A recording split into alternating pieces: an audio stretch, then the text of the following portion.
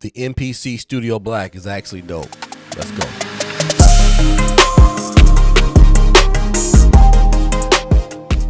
All right, what's going on, everybody? It's your boy B Crow and ex-producer B coming at you today with another script release. I got the MPC Studio Black working with FL Studio today. I'm releasing that script today. You can get the script on the website today. The link will be in the description and on this video. Go ahead and go to the website and cop all the scripts that you think that you might need. But today we're going to look at the MPC Studio Black. This is the version before the MPC Studio MK2. I found this guy online for real cheap, for less than $100 used. I bought it and began to kind of reverse engineer it to figure out how everything works. And I gotta tell you, I actually like it. There's some things I like about it. There's some things that I don't like about it. But as soon as I figured it out, I realized it would be a great controller to get working with some of the modern software such as Ableton Live. And today we're actually going to be talking about the release for FL Studio. Since I'd already did a script for the MK2 with FL Studio, I was already in the zone, so I figured I would go ahead and try to get this working with FL Studio. And the difference with this one is that it's got a screen.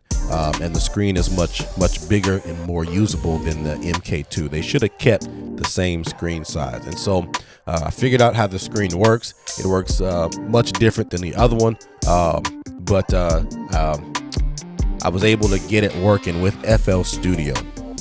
Now, just a little information about the screen. Let me pull up the screen real quick so you can see it. Right now, I've already got FL Studio loaded. And I got the controller already configured. I'll go through that here in a second, but everything on this screen I had to create. Every box you see, all the letters, all of that stuff, I essentially had to make my own graphics library in pure Python to be able to display all of these things on the screen that you see. And so this took a lot of work. It took a lot of trial and error. It really launched me to an area of development that I never really been before, which is custom graphics programming, getting down to the nitty and gritty of it, because there are a lot of libraries that do this for you. It's not like I could just write some HTML and make these knobs and these boxes and text appear. I had to go and program my own bitmap format. So all that aside, I was able to get the screen working. Most of getting this controller to work was actually figuring out what I was going to do with the screen, which means this really, there's endless possibilities with this screen. So without further ado, let's go ahead and get into it. We'll start off with the installation of how we install this, which is very simple. If you've downloaded the script for the MPC Studio MK2, it is the same process, and I'll show you that right now. All right, so I'm on my computer here. I have the script pulled up, downloaded right here on my desktop. To extract this, all you're going to do is just double click it. And if you're on a Mac, it will extract. If you just double click it, it'll give you the folder right here. If you're on a PC, you'll have to right click and click extract, and you can extract it to its own folder. But once you have this folder, all you're going to do is just copy it. You're going to go to where your documents are on your computer. And if you're on a Mac, it's right here on documents. If you're on a PC, it's on your home folder, and in your user documents. You really should know how to get to your documents. And then you're going to go down to image line, and then you're going to go down to FL Studio. You're going to go down to settings. Okay. You're going to go down to hardware. Now, I've already done it here. I've named the folder, renamed the folder Akai MPC Studio Black. But all you're going to do is you're going to copy this folder from that location to this location. All right. And when you do that, you should open it up and it should look something similar to that. Okay. And once that folder is in that location, you'll be able to restart FL Studio. So I'll close this one out. I'll just load up a basic project. All right. FL Studio is restarted. You're going to go into options, MIDI settings. And this is important because I believe a lot of people's scripts aren't working because they're not choosing the right ports. Okay. You want to choose the public port for the MPC Studio Black. It's got 3 that registers on my machine: the private, the port 1, and the public. You just want to choose the public.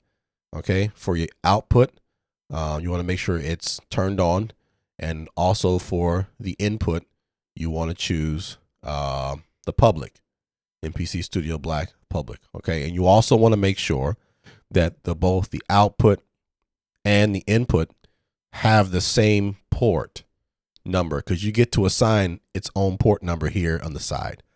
Okay. And also you have to make sure that that port number does not conflict with any other MIDI controller that you have. So if you have something else that's assigned to the same port number, it won't work. That's not anything having to do with my script. That's just of invalid configuration that FL Studio doesn't support. So each controller pair must have their own ports. You can see I've got a lot of controllers plugged in here. And then I've got a MIDI interface, but we're just going to focus on the MPC Studio Black. Now, once you have that selected, if you have put the folder in the right location, you've restarted FL Studio, the controller script should show up here. Teaser. I'm working on one for the MPC one. So look out for that one. Maybe I'll tease you guys after this is done, show you where I'm at with that. But you want to choose MPC Studio Black. Once you choose that and enable it here, you can close it and the device should be up and running. Okay. And so before we go into it, let's go back into it here. Basically what I've done here, giving you a very basic overview of what you can see for each channel on the screen. Okay. Now, mind you, this is version 1.00 of this script, meaning that a lot of this stuff can and probably will change. I myself am not a hardcore FL Studio user any longer.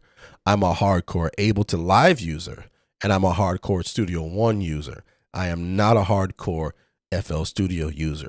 I have been using it since it was Fruity Loops back in the 90s, but it just wasn't my cup of tea. I know how to use it. I know how to navigate around. I know a lot of the features in it. So I don't use it every time that I sit down to make music. And a lot of you guys that are using this script will, and you do actually use it like that. So give me some feedback, man.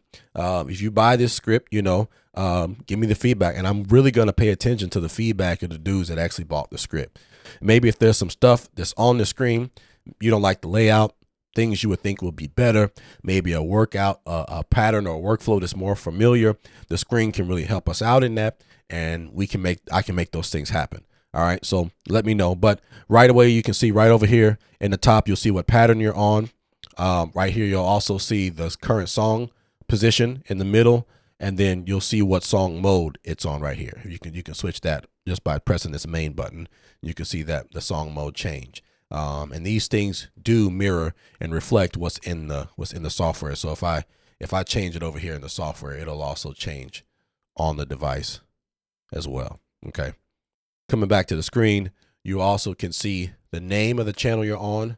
You can see the pad mode, basically what mode the pads are in. You can see the navigation mode, what mode the navigation is in. You can see the knob mode, what mode the knobs are in. And you get just a little bit of description below, and we'll talk about that just a little bit later. Here to the left of that, you can see a pan. You see volume meter. So if I press, up on this and I play it, you'll see those volume meters begin to go up. All right, so you can actually see real-time metering on the screen. You know what I'm saying, of what you got. So that shows up there, which is, pretty cool.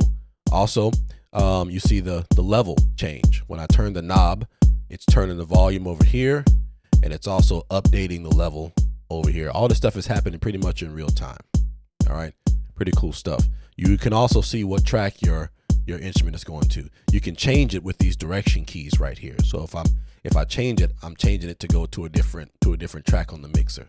So you can do a lot of manipulation right there. I can also control the pan and left, and then right and then left, and it updates. So you get a lot of visual feedback, which is just very basic stuff concerning the screen. All right, I didn't go crazy on implementing features into the screen, although we probably could. Like, you could probably go in here and I could probably have a step sequencer mode where you could see your step sequences on the screen. That would take a lot of programming, but I'm telling you that it's possible. You know what I'm saying? So give me your feedback on how valuable you think the screen is. Also, there wasn't a lot of use for these buttons. I only found a few uses for these function buttons. Of course, I had to program the corresponding cells up here on the screen. So if you want some other functions for these buttons, maybe you want them to be user programmable. That's something we can do as well. Just let me know and we can try to implement some features to make that happen. But right now it's just mute, right? And it's solo. Okay, and it'll reflect what you're seeing on the screen. So right now, as I'm doing this, I'm not even looking at FL Studio. My OBS screen record right now is blocking FL Studio, and I just have the overhead camera, and I'm manipulating this whole little pattern here just by looking at the screen alone. Okay, so pretty cool stuff. Now let me get to some things I don't really like about this particular controller. The first thing is this. The pads. I like the pads on the MPC Studio 2 better. They're thicker, and they're brighter. The LEDs behind them are brighter, and the LEDs behind the pads on the MK2 are full RGB. These are not full RGB. These only show you a spectrum between red and green, and you cannot display any RGB color, which makes it difficult to mirror what you're seeing on the software, because most of the software shows full RGB colors, and there's formulas to convert between what they're showing you and what you can send to the pad.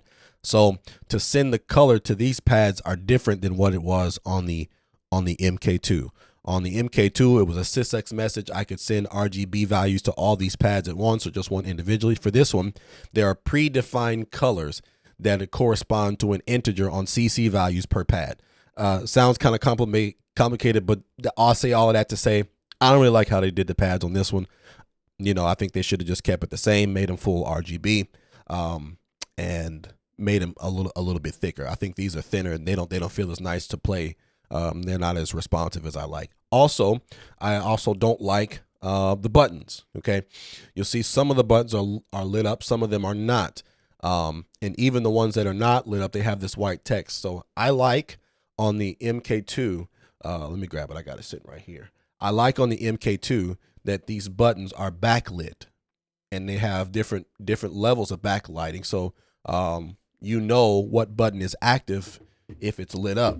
If the button's not lit up, it's not active. On this one, you can't do that. Like there's some buttons that have no lights. Like these arrow buttons, they don't have any lights. These data buttons, they don't have any lights. The erase button over here doesn't have any light. The stop button, the play start button don't have any light.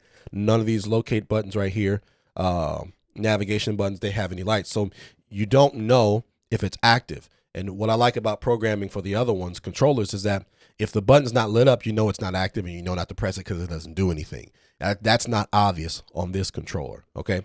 Something else that I do like is the knobs. It's kind of a do and don't like. I like the knobs. I think on the MK2, they should have kept the knobs along with the touch strip. It would have been nothing just to put make this just a little bit wider, or not even wider, maybe a little bit taller, put 4 knobs up here along with a control. It would have been cool, right? They could have done that. So I like that the knobs are here. It gives you some additional areas to control, but I don't like how they implemented the knob. Now this right here is a little bit of a techie deal, but for me, it makes a difference. These knobs, they feel like endless encoders, right? They feel that way because they don't stop. Like if you get some other controller, I can't get it for you right now, but I've got my launch key up here, and it has its knobs. You turn them and it hits an end. You turn it one way clockwise and counterclockwise, it'll hit the end. But these knobs, they don't do that. They endlessly turn. However, when the data that they send is not an endless encoder data. The data that they send is CC values from 0 to 127, and it hits it in all by itself. Even though you're still turning the knob, it stops sends data. So the way I had to program these, I was limited in what these knobs could do because I'm only working with 127 values, whereas the jog wheel actually is an endless encoder. All it sends is jog positions plus or minus 1. Okay, or actually 127 and 1, which is like a signed bit in MIDI programming terms. So I like that the knobs are here. I don't like how they implemented the knobs. I think they should have just made them endless encoders. Maybe there's some settings that I can change via sysx to make those endless encoders. I haven't found that. I would love for Akai to release some kind of documentation to help a brother out, but they have yet to do that, even though I've asked multiple times. Y'all get at them. I don't know what's going on. This is old stuff. At least they could give us the documentation for the old stuff. I don't know. Anyway, and so I do like that it has the buttons up here. Again, I didn't find much use for the buttons. I also like that the pad banks are up here as opposed to being on this side. So it's a pretty dope controller. It's got a lot of buttons and pads and knobs and you know, encoders on it. We can do a lot with it. So let's get into the functionality with FL Studio. Here we are. We're in FL Studio, and the same thing as the MK2. The jog wheel scrolls between the channels that are on your channel rack. Right now, I have an 808 kick. Okay, that's what that does. Mute does what it does, and solo does what it does. You get the same feedback visual on the screen. If I do it on the screen, you'll see it. If I do it on the program, excuse me, you'll see it change on the screen. So whatever happens on the screen, you'll see that. If I press play up here, you can see play on the controller lighting up. So there's a lot of tactile real-time feedback on this thing. It works pretty well. All right. As I said before, the data wheel up and down right here goes, toggles the different tracks that the channels are mapped to. So right now, I'm gonna keep it on channel 1, but you can change that, which means just using the controller, you can change your volume, your pan, and your track for whatever sample you have loaded up. So I think that's pretty cool. Pretty cool way to get that done. All right, let's unmute that. Let's go into the next mode, which is a browser mode. And in browser mode, same thing as the other one. The jog wheel goes up and down. However, you don't see the samples loaded up here. You see them. I could implement an actual browser mode that would allow you to allow the screen to show you the sample on the screen and kind of go from there. It would be limited though, because I cannot get context menu values out of the API, the Python scripting API. It doesn't exist. So some of the features you guys are asking for are just impossible because FL Studio pretty much didn't provide that functionality to us. Okay. But I did the best that I could for now, at least for version 1. So you can scroll to a different sample. In order to load the sample, you just press this project button in the middle and you go to what you want to do. I want to replace this kick with this kick right here. There we go. Replace it. Oh, the volume's down on that. Let me go back out of that mode. All right. So by the way, to get back to the main mode is sequence edit. I don't know if y'all caught that. The volume's down, so let me go ahead and, all right, let's replace another sample. Go to browser. Now to back out of that menu, you just press the left and you just press this left key right here to do that. Let's go down to open hats. Let's not go to open hats, regular hats. Also, I wish the jog wheel would press. You can't press this jog wheel. I like that the new one presses too. All right, let's load that up. Load and select the channel. Boom. There we go. We replace it. All right. So now I've loaded in some samples, and the same process goes for if you're going to load in a VST, if you're going to load in something, you can load in anything you want just by using the browser mode, which is huge. All right. Where this one shines, where this controller shines over the MPC Studio MK2 is that this controller has the QLink knobs. So off the top, I have a situation where I can control, just looking at it right here, I can control the volume up here without having to toggle between anything. I can control the pan. Okay. Let me do something here. Let me do my no repeat. No repeat feature is back, by the way. All right. Let me go on up to this. 4 on the floor. Dance beat. All right. If I want to control also my pitch, I can do that. All right. So that's just the first knob mode, but I can change the knob mode by pressing the QLink trigger button right here. Now you'll see it's in plugin, and what this does is really, really cool. I mirrored some of the functionality from the Akai Fire on this one. So, and some other Novation stuff. So what it does, it recognizes the plugin and it automatically maps some basic parameters to the knobs for you to be able to control. And you can scroll, you can bank through those parameters by using the QLink scroll button. So I'll show you what I'm talking about. Right now I'm on the hi-hat. Let's solo it just for make it easy to hear. Okay. And if I press the QLink trigger button, it will go to the different knob modes. And this may take you a little while to get familiar with, but a little practice will make perfect here. I can change between the channel mode, the plugin mode, the mixer mode, which is not quite yet implemented. I still got some work to do there. But in channel mode, you just get volume, pan, pitch, and this is unknown. I do have a request out here to make this one control, this last knob control some of the graph editor inputs, kind of like the touch strip did on the previous one. But if you go to the plugin, it will recognize the plugin and give you some common parameters that you can change. So I've got the hi-hat soloed here. There we go. Now let's go over here, filter cutoff. Notice if I change the filter cutoff, I can adjust that. Here's a resonance. All right. I can change the filter type. I can change the sample start. If I go scroll again, I can change the gate time, right? I can change the time shift. I can change the swing mix. And so you get some common parameters that are mapped. And this is for each plugin so far. I haven't tested out every plugin and their parameters. Again, I don't use all the plugins like that, but at least you get some basic stuff that you would want to do. Like if you just want to come in here and change the filter cutoff, you can do that.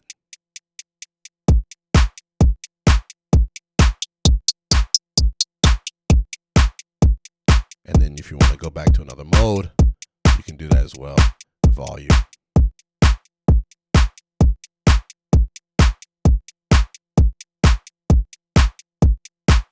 And you can see where everything is over here as you're turning the knob too. So you kind of get some tactile feedback what's going on there. Okay, so that right there, in my opinion, is a win over the MPC Studio 2 because it doesn't have those knobs, and it makes it much harder, much more complicated to scroll through those plugin parameters, and it doesn't have the screen here to show you what parameter you're editing on the touch script. So it's kind of a hacky workaround situation if you want to toggle through everything that the touch strip will control to show that device and its value on the screen and show you what you're updating, which I don't like. And the reason why I don't like these knobs, that they are continuous and not endless encoders, is that whatever position the knob is in is what position you'll be adjusting from. So if you turn the knob all the way and you go adjust another feature, it'll start, or another parameter, it'll start from where you left off. Okay, that's the basics of the overview of the knobs and the two main navigation modes. Of course, there's other modes here, and we'll get to those here in just a second.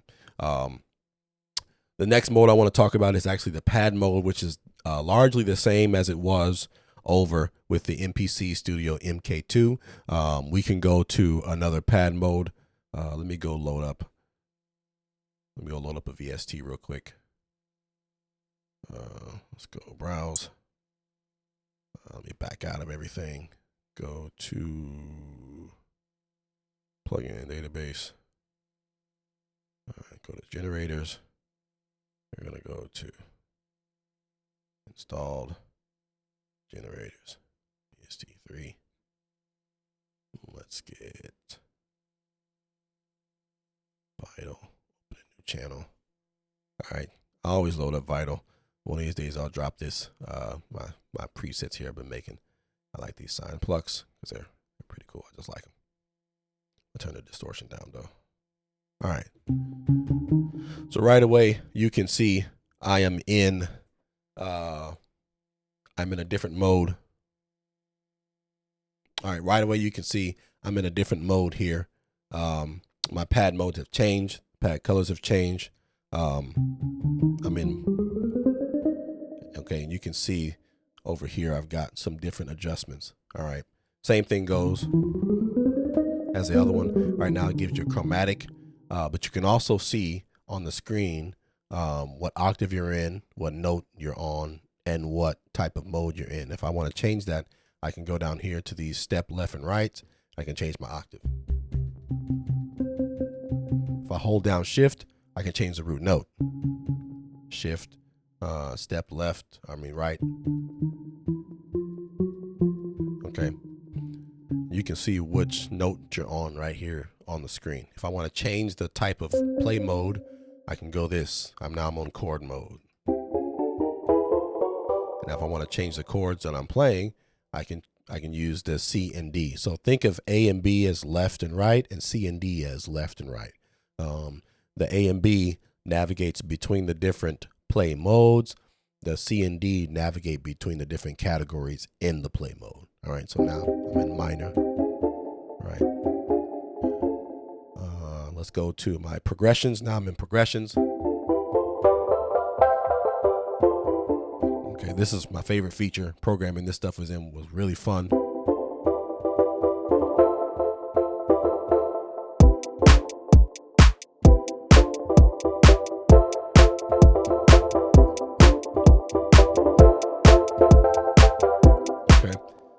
Different chord progressions, you can cycle through them, but the cool thing about this one versus the MPC Studio 2 is that you can see all at one time what octave you're on, what play mode you're on, what root note you're on, and what progression that you have selected.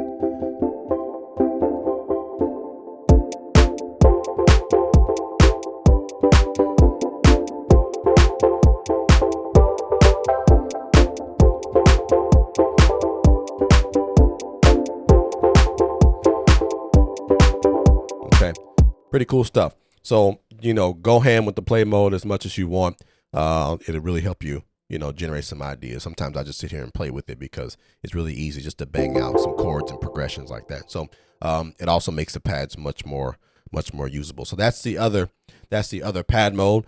There is a request out there to make the pads, make each one of the pads automatically map to the different channels, right? So pad 1 would play channel 1, and pad 2 would play channel 2 and 3 and 4 and so forth. That way you could play finger drum with different channels on the sequence like you would maybe in the MPC software or with Ableton if you got a drum rack loaded up. I think that's a pretty dope feature, and I'll work on seeing if I can implement that. I think it is possible. I just have to look at how I can get it done. So that is the play mode. The rest of the modes are pretty the same. Most of the functionality that FL Studio provides in regards to their controller script is really around the sequencer and the browser, the sequencer, and maybe the mixer. But everything else is really just kind of weak. So same thing with here. If you go to program mix, we were in sequence edit.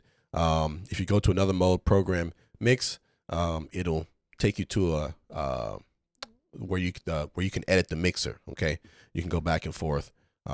These two keys toggle the patterns. In the mixer way, the mixer mode, you can use the left and right to control the various channels. You can go up and down using the jog wheel because you control the volume and the fader. If you hold shift, it'll control the pan left and right, just like before. Nothing's really changed there. In future versions of this script, I will implement the knobs to be able to control effects. You know what I'm saying? So be on the lookout for that. This is version 1 just to really get it out so people can start to play with it, because what I really want to do with this particular script is get a lot of feedback and get it to a place where we can implement this fully in FL Studio. Because again, I'm not a diehard FL Studio user. I'm not sure how people would want to use this or what workflow you would have inside of FL Studio using this controller. So leave me a comment below in the video if you got some ideas on what we can do to this to make it even better. So that's the program mix mode. Of course, the other modes here, we have song mode, which is the pattern edit. You look on the screen, you can see the pattern moving around. I am actually upset that FL Studio did not provide more of an API to work with patterns and in the arrangement. I would love to be able to go and select patterns and add them into this. you know, you could arrange a whole song potentially without having to touch a controller. But sadly, that is not the case. Oh, you can do very limited things. You can scroll around in the window. You can change different patterns. I can mute different tracks, but that's about it.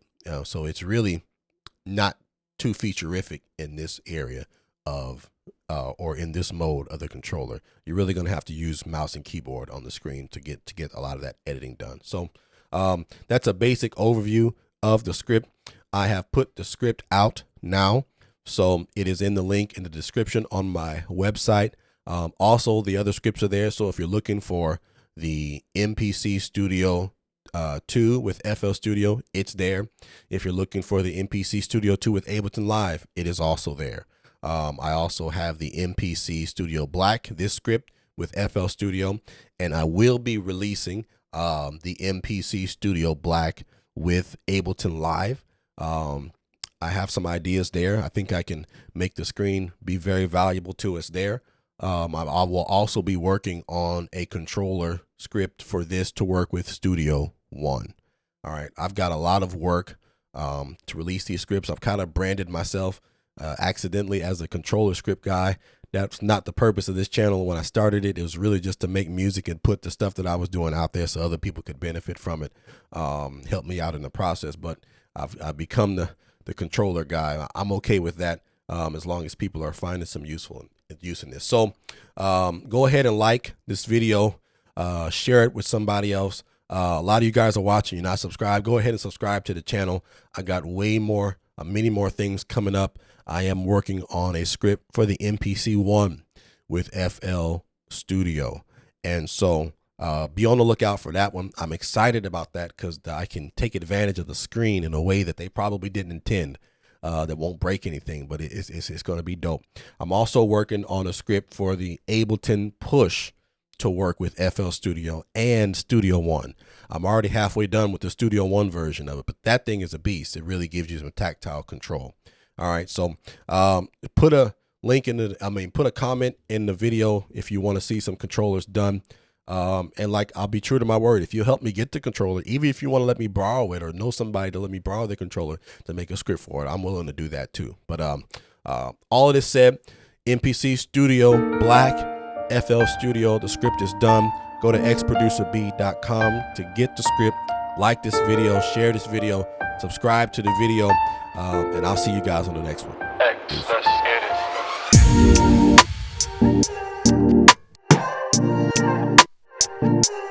it.